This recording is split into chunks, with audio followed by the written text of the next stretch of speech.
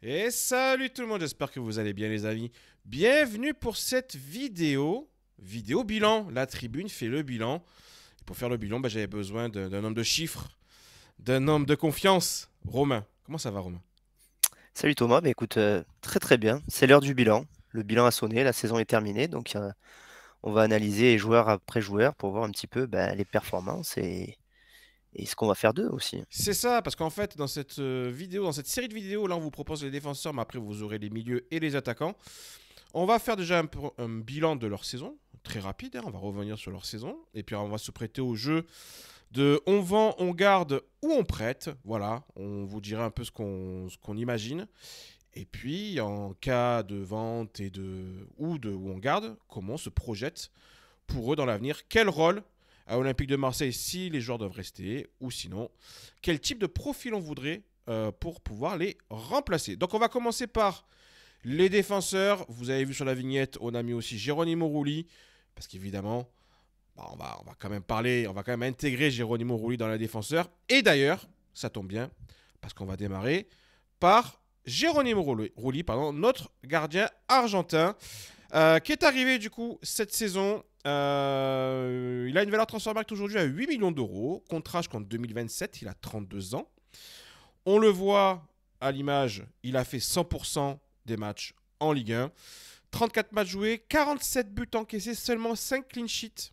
Peut-être le petit bémol. Mais même s'il n'est pas forcément tout le temps responsable, malheureusement. Ok. Voilà. On le voit, voilà. Bon. Qu'est-ce que tu as pensé de sa saison? C'est bon, nous à la tribune, on l'a élu Olympien de l'année. Rapidement, c'est quand même la grosse surprise, on va dire. Ouais, c'est la grosse surprise des recrues, je pense, hein. Moi, concrètement, c'est lui qui m'a le plus surpris. C'est lui qui a dicté le tempo du début de saison, parce qu'il nous a tout de suite mis voilà, sur les bons rails avec un gros match à Brest. Et voilà, il a fait un nombre incalculable de parades. 3 pénaltys arrêtés sur 6 cette saison, ça Tout à aussi fait. c'est quand même une sacrée stat. Mm. Et il a en moyenne 2,7 arrêts par match aussi, qui reste quand même assez important. Comme tu l'as souligné, c'est vrai qu'on a encaissé énormément de buts, mais il n'a pas été non plus aidé par sa défense, puisqu'on a à peu près une vingtaine de défenses différentes cette saison. C'est Donc, ça. C'est hallucinant. Quand on y repense, c'est hallucinant hein, quand même. Hein, le fait qu'on ait changé tout le temps de défense et que lui, il a réussi quand même à garder un certain niveau et à nous sortir quand même des matchs. On se rappelle de certains matchs. Là, on voit tout notamment. Voilà, il a disputé tous les matchs championnats. Hein. C'est pas compliqué. Il a eu deux, trois passages à vide, on va dire. Deux, trois erreurs. ouais, Il y a Toulouse, on se rappelle, sorti un ouais. peu compliqué à Toulouse. Il y a Anecdotique parce que le match était terminé quasiment, mais bon. Exactement. Par contre, une qui est moins anecdotique, c'est quand même la bourde à Lille. Celle-là, alors, elle coûte pas finalement, elle coûte rien. Hein. On est C'est vrai. deuxième et on est un joli deuxième. On fera aussi une vidéo bilan un petit peu global de l'équipe, etc. Mais on a un joli deuxième, hein, finalement, avec 4 points d'avance sur Monaco et 5 sur Nice, si je dis pas de bêtises. Ouais, c'est ça. Euh, mais celle-là, d'erreur, pour moi, en fait, c'est un peu le signe quand même sur sa fin de saison. Je trouve peut-être un petit peu moins bonne que vraiment le cœur de la saison où il a été exceptionnel. C'est vrai, notamment le match à Reims, tu vois, il n'a pas été Pas très inspiré. décisif. Pas inspiré. Voilà. Ouais, ouais, pas inspiré. Donc voilà, mais bon, je pense qu'il a été quand même régulier tout au long de la saison. Oui. Il a peut-être eu un petit passage de voilà à vide sur la fin, mais bon, voilà, ça reste anecdotique. Et comme tu le dis, il y a pas eu de conséquences pour la seconde place. Donc voilà. Alors, qu'est-ce qu'on fait du coup avec Geronimo Rulli? Est-ce que on garde, on vend? Bon, on prête, non, on va enlever ça. On garde ou on vend? Parce que on peut quand même s'imaginer que Geronimo Rulli peut avoir des sollicitations. C'est pas interdit. Effectivement, après, il a 32 ans, c'est aussi, et voilà, il a un certain âge, mais non, écoute, pour moi, ça fait très longtemps qu'on n'a pas eu un gardien de ce niveau-là. Ce que je disais lors de l'élection du joueur de l'année chez nous. Pour moi, voilà, après Mandanda, son premier passage à l'OM, je pense que c'est lui voilà, qui est devenu le meilleur gardien, hein, parce que bon, c'est vrai que le passage de Paul Lopez a été compliqué. Donc pour moi, c'est vraiment le taulier même de la défense, tu vois. C'est un vrai leader derrière. Il n'hésite pas à encourager sa défense, à repositionner aussi les milieux. Donc pour moi, il faut vraiment le garder et construire. Voilà, il fait partie de l'ossature de l'équipe pour la saison prochaine. Je suis plutôt d'accord avec toi. Je pense qu'il n'y a pas de sujet de toute façon autour de Journée Moroli. Je sais simplement qu'effectivement, il peut avoir certains clubs qui sont intéressés à lui, mais des clubs qui sont moins importants que l'Olympique de Marseille. Maintenant, attention, voilà, il a quand même, une cote hein, aujourd'hui. 32 ans pour un gardien, c'est pas non plus si âgé que ça. C'est vrai. Alors, la valeur transfermarkt, bon, elle a 8 millions d'euros, je la trouve assez basse, hein, parce que logiquement, si jamais il doit avoir une offre, à mon avis, ça serait plus aux alentours de 15-20, que là, on commencerait peut-être à réfléchir. Et encore, parce que voilà, c'est quand même un taulier. Et je pense que ça serait largement mérité qu'il puisse faire une saison en tant que titulaire, encore une fois, et avec la Ligue des Champions, parce que je pense qu'il est venu pour ça aussi.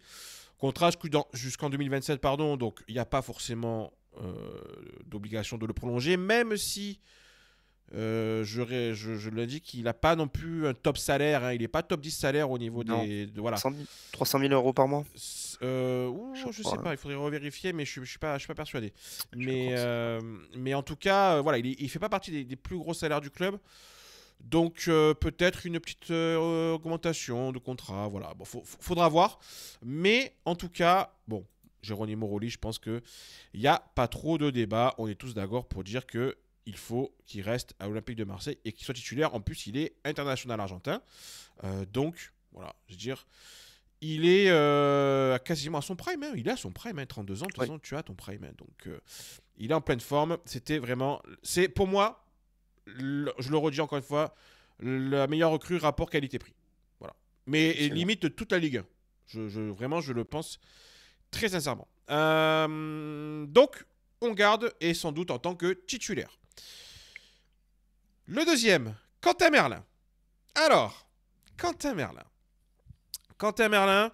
23 ans, contrat jusqu'en 2028. Une valeur transfermarkt estimée à 12 millions d'euros.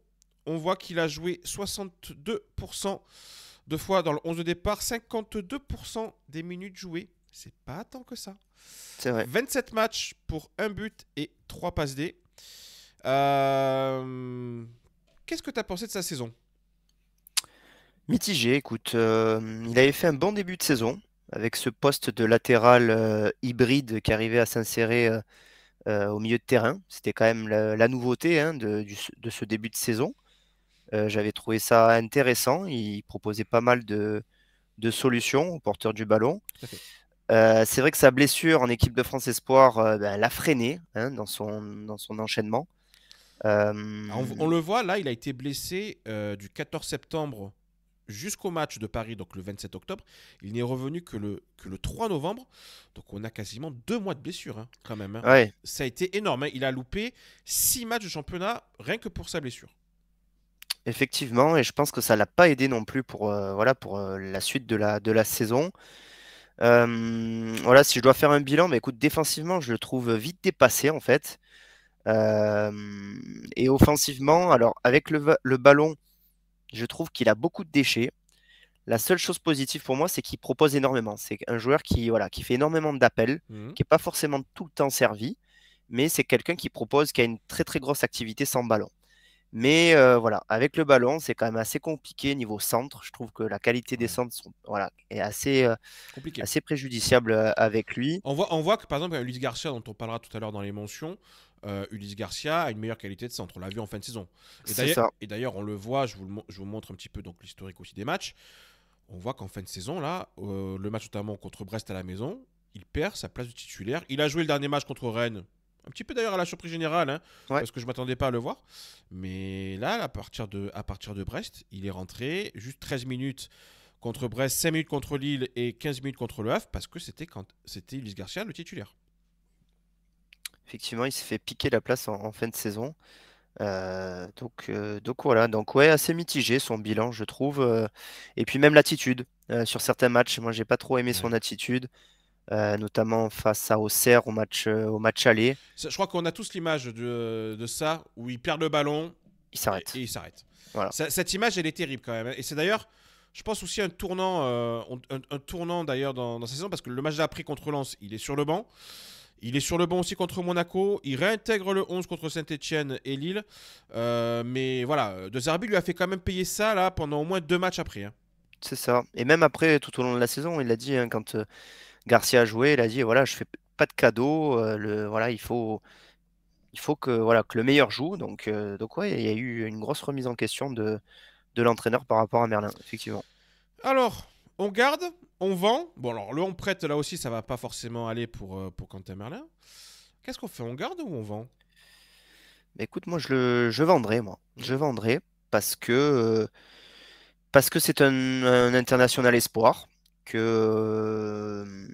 Voilà, ça fait 1 an et demi qu'il est chez nous. Il a quand même connu 2 blessures voilà, qui l'ont impacté, hein. La saison dernière, il avait été blessé à la cheville. C'est Je me vrai. souviens qu'il n'avait pas pu enchaîner les matchs en Europa League. Là, cette saison, il a cette blessure aussi. Bon, alors avec le staff de l'équipe de France, qui avait quand même assez mal géré Très, très, l'histoire. très, très mal géré. On se rappelle, Ouais, et il joue un deuxième match à moitié blessé, et c'est ce qui d'ailleurs le pète complètement. c'est ça.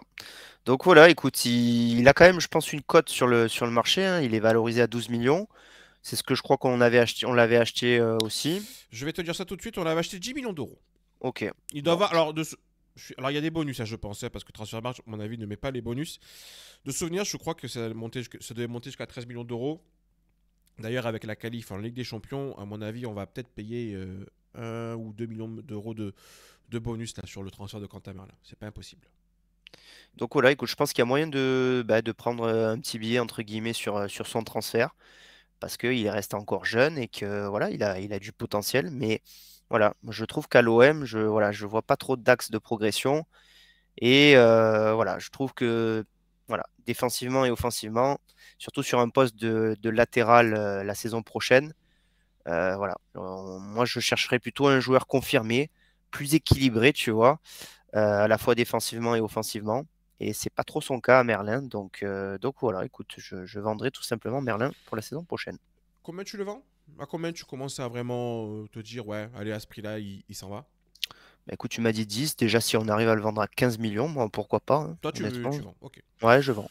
Écoute, je suis plutôt de ton avis. On a beaucoup parlé de Quentin Merlin. Moi, j'en ai beaucoup parlé. Malheureusement, j'ai pas parlé que du sportif avec lui aussi. Et ça, c'est une vraie problématique, je trouve, avec ce joueur. Il apporte pas forcément ce que j'attends. C'est-à-dire notamment vraiment une qualité de pouvoir dribbler son adversaire en 1 contre 1. Ça, je trouve qu'il ne sait pas le faire. C'est compliqué quand même pour lui de faire ça. Sa qualité de centre est à revoir. Je trouve même qu'il n'est pas forcément hyper rapide, hein, pour un latéral. Des fois, on le voit sur des replacements ou même sur des accélérations. Bah, il se fait prendre souvent de vitesse, je trouve. C'est vrai. Donc, ça a été un choix fait, je pense pas par défaut, lorsqu'il est arrivé il y a 1 an et demi, mais voilà, on sait très bien que c'était Adrien Truffert, notamment, qui était la piste numéro un. Lui, c'est un numéro 2. Et je pense qu'on voit pourquoi c'était la piste numéro 2. Moi, je suis d'accord avec toi, je le vends. Pour 15 millions d'euros, pour moi, ça part. Et en termes de profil de recrue, je serais pour. Alors, je ne mets pas Ulysse Garcia titulaire. Ulysse Garcia, on en reparlera tout à l'heure. Mais par contre, ouais, je vais chercher un latéral. Et c'est vrai que dans le schéma de Roberto De Zerbi, ce qu'il veut mettre en place, on sait qu'il va être en 4-2-3-1 ou en 4-3-3, parce que tout ça va dépendre du rôle d'Adrien Rabiot. Mais dans le 4-2-3-1, en tout cas, je pense que derrière un ailier gauche qu'il va falloir d'ailleurs trouver, parce que là aussi il y a un vrai sujet, et Ouais. on en parlera dans une autre vidéo. Va falloir voir un petit peu quel type de profil tu veux sur ce poste de latéral gauche. Moi, des dernières informations que j'ai pu avoir, on cherche quand même un profil assez offensif sur ce poste-là. On verra un petit peu ce qui va sortir comme nom. Mais je ne serais pas étonné de voir des profils assez offensifs, capables de faire des différences, balle au pied. Je pense que c'est ce qui est recherché par Roberto De Zerbi. Donc voilà, moi, Quentin Merlin, si on peut trouver une offre, un club à Bournemouth apparemment Mm. le suit. Il y a d'autres clubs aussi qui s'intéressent à Quentin Merlin. Donc voilà, c'est à suivre en tout cas, mais je pense que ça sera un transfert de l'été, et il fait partie là de cette liste des 3 noms qui potentiellement doivent partir avant la fin du mois de juin. Voilà. Ok. Donc c'est une possibilité.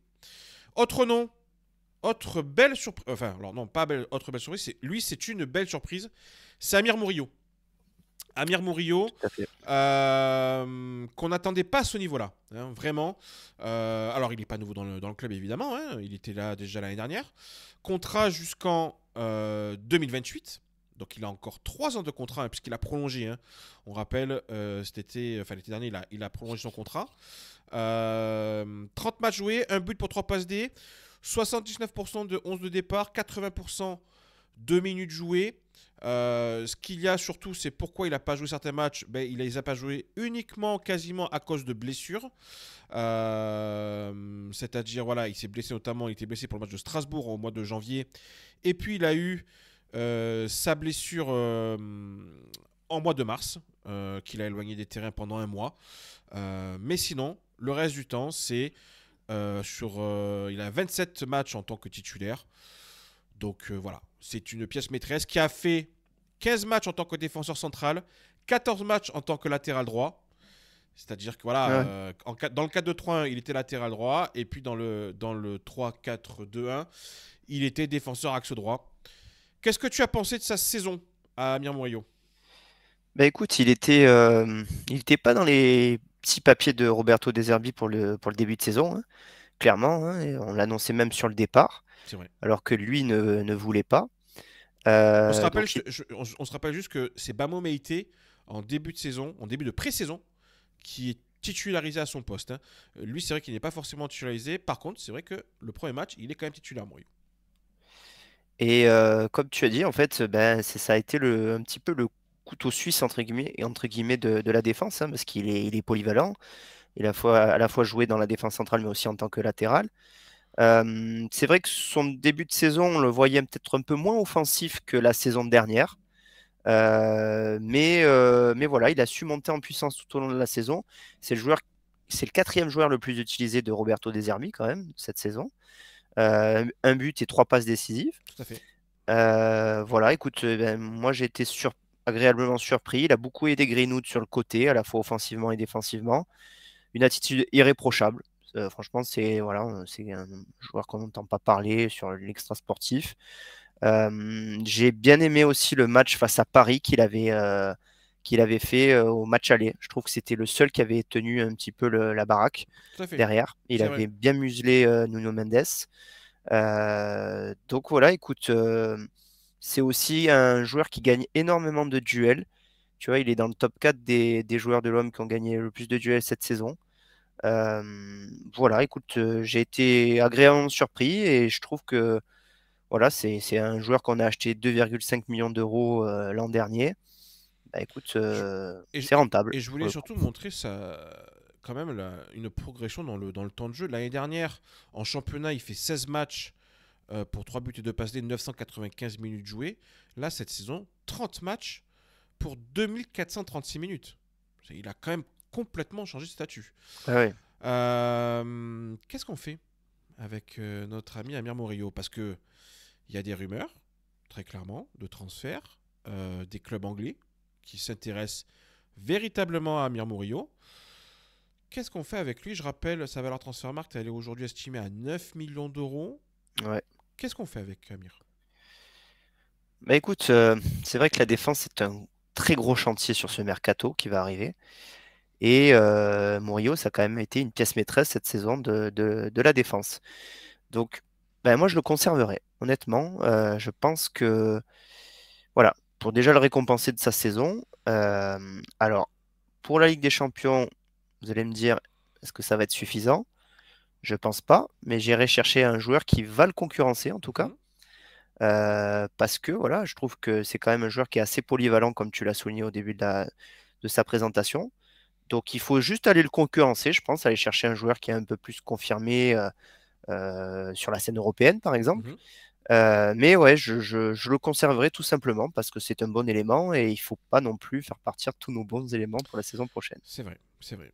Mais c'est vrai que je vais te dire, moi, peut-être, premier petit désaccord avec toi. Je pense qu'Amir Murillo, il a 29 ans. Il y a quand même des soucis physiques avec ce joueur. Je vous montre notamment il avait une grosse blessure aux adducteurs lors de sa première saison qui lui avait fait louper quasiment 4 mois de compétition. Là, il a eu encore une blessure qui l'a fait louper un mois de compétition. Il y a un vrai sujet autour en fait de son physique. Euh, je pense que honnêtement, s'il y a une belle offre qui tombe et une offre irrefusable aux alentours des 20 millions d'euros, je pense que l'OM le vendra et je suis plutôt pour. Même si, effectivement, c'est un élément moi, qui m'a vraiment surpris cette saison, que je trouve très intéressant. Maintenant, tu vois, là, on a vu son match, notamment contre Rennes, sur la fin de match. Il joue dans la défense centrale dans le 4-2-3-1.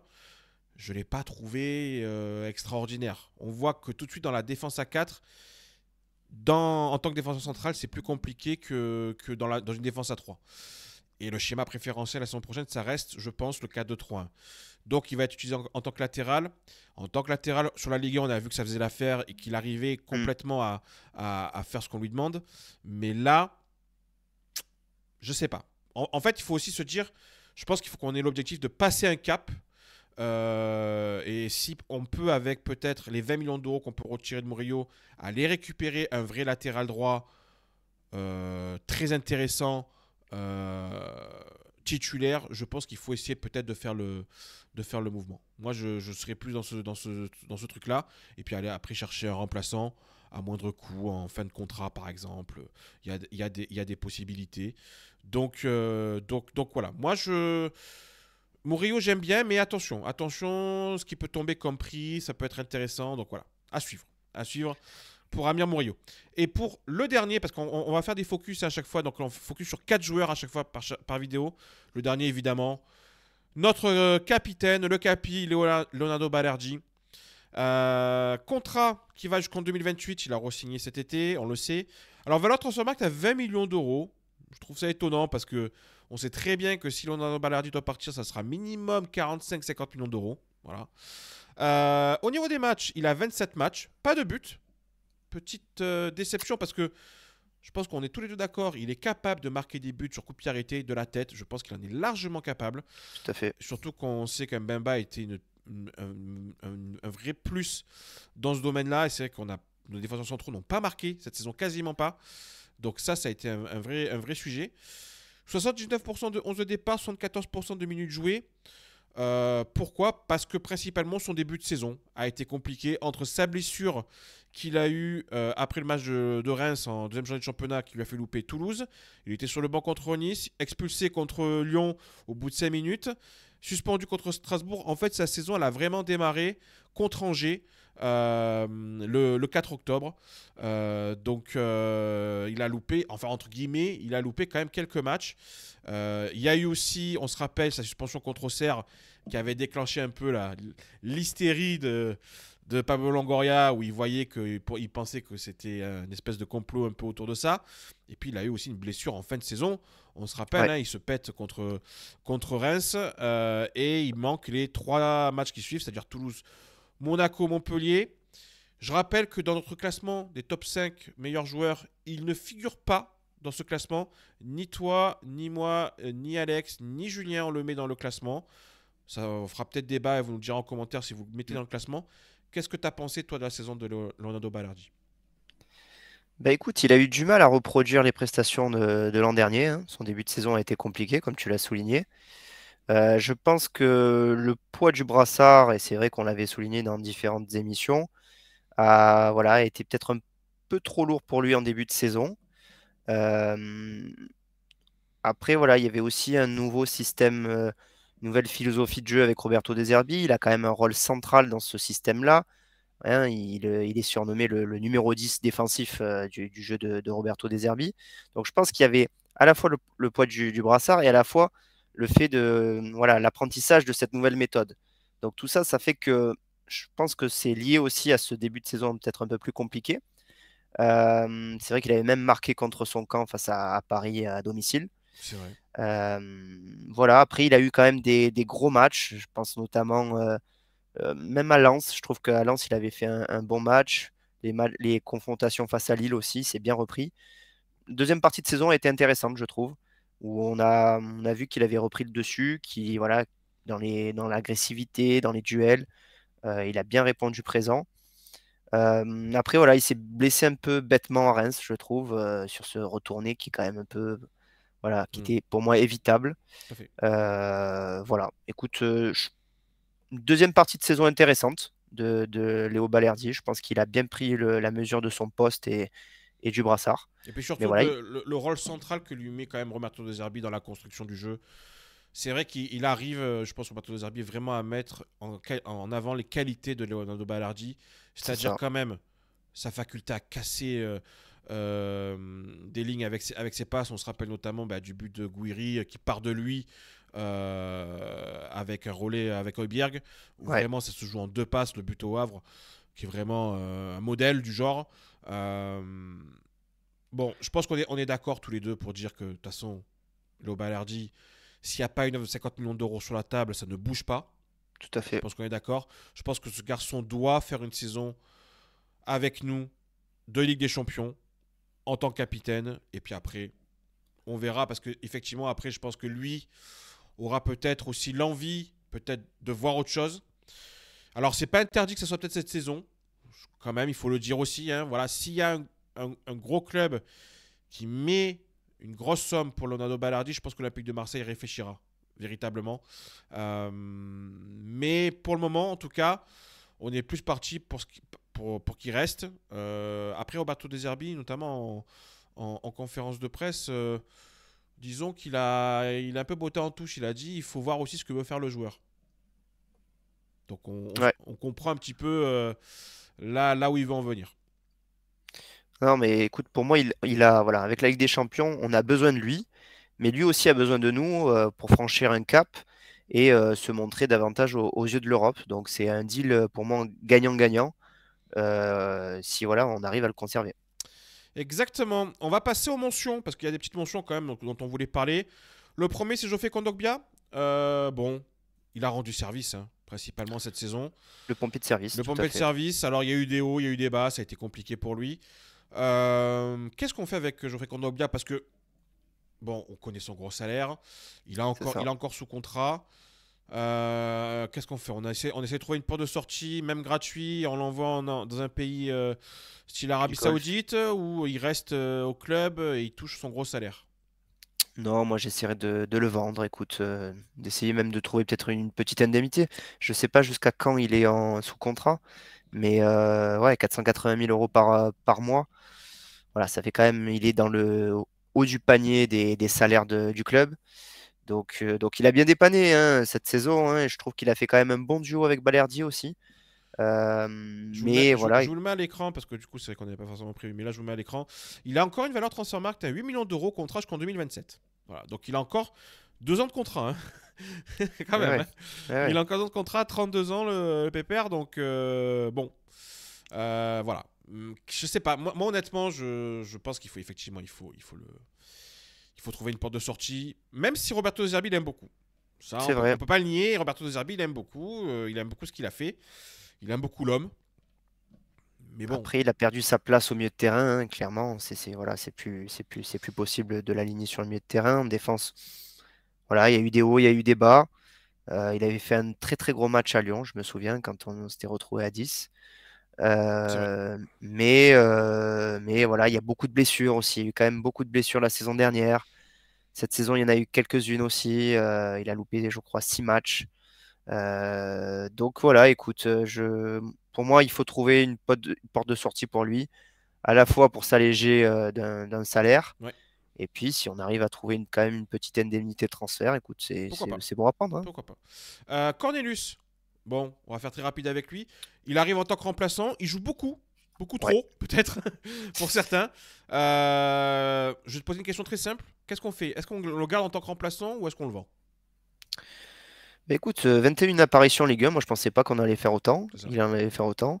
Il a pris 2 petits cartons rouges un peu bizarres cette saison. Mais, mais écoute, moi je le conserverai Ouais, quand même, en tant que remplaçant?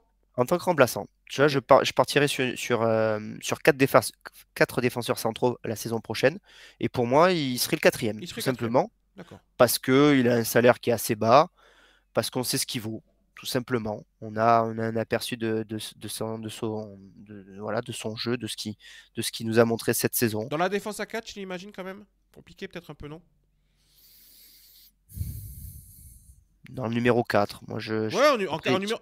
Après, en en numéro numéro, 4, c'est pas déconnant. Voilà, en numéro 4, c'est tu pas vois, déconnant. Ouais, ouais. je me dis, voilà, il y aura peut-être pas beaucoup de matchs à jouer, peut-être une dizaine, même pas, tu vois. Donc, je me Ce qui dis, serait voilà. normal, ce qui serait un peu plus normal, hein, voilà. Voilà. Je suis d'accord.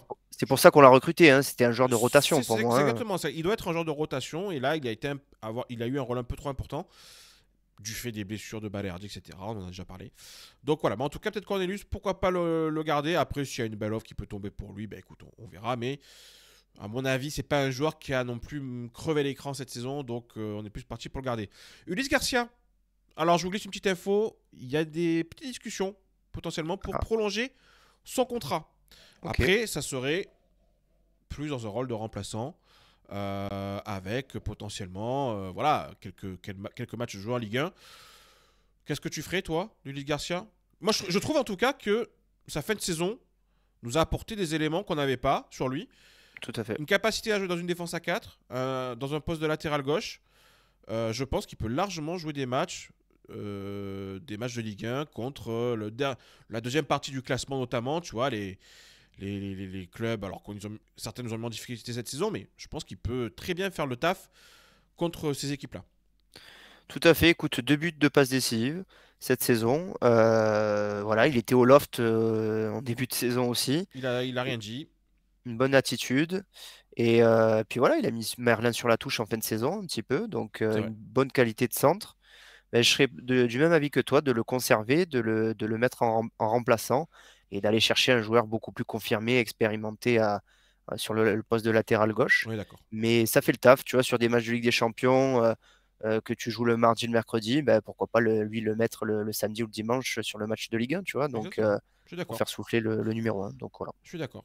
Dedic, bon, on va faire très vite parce que l'info est sortie. Il doit partir. Il doit repartir à Salzbourg. Il y a quoi, une petite frustration quand même autour de lui? C'est un jeune joueur que finalement on n'a pas vu, ou est-ce qu'on se dit, bon, on a vu peut-être les limites déjà quand même. On voit que défensivement c'est très compliqué. On a vu rien que sa Ouais, rentrée contre Rennes.